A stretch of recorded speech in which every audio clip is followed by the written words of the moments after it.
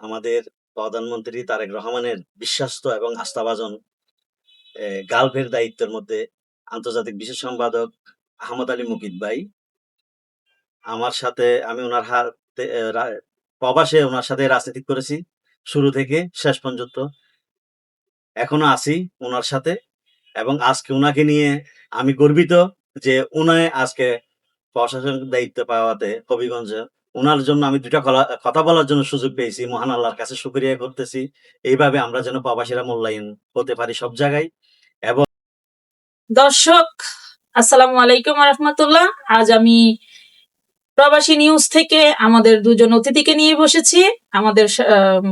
আমার ডান পাশেই আছেন প্রবাসী সংগঠক সোহেল সিকদার ভাই এবং আমার বাম পাশেই আছেন প্রবাসী সংগঠক রফিকুল ইসলাম ভাই।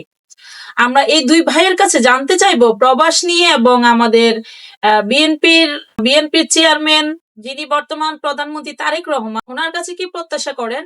শুরুতে আমি চলে যাচ্ছি প্রবাসী সংগঠক সোহেল সিকদার ভাইয়ের কাছে। ভাই আসসালামু আলাইকুম। ওয়ালাইকুম কেমন সালাম আছেন আপনি? রাহমাতুল্লাহ বারাকাতুহু। আলহামদুলিল্লাহ আমি ভালো আছি। ভাই আমি জেনেছি আপনি নির্বাচনের আগে বিশাল পরিশ্রম করেছেন। এরপর কি প্রত্যাশা করেন?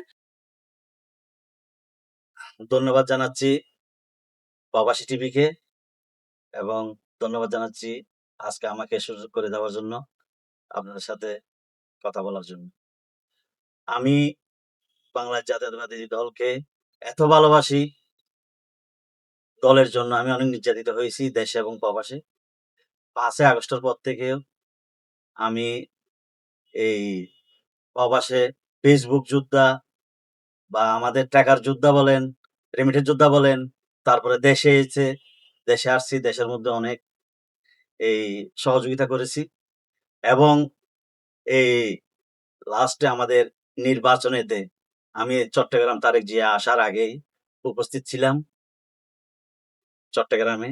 ওনার সাথেও আমাদের সবার দেখা হয়েছে এবং আমাদের যে উনি এমপি দিয়েছেন চট্টগ্রামের সবাই আলহামদুলিল্লাহ বিপুল ভোটে জয় করে এবং এখন সবাই সংসদে আছেন এবং তাদেরকে আমি অভিনন্দন জানাচ্ছি।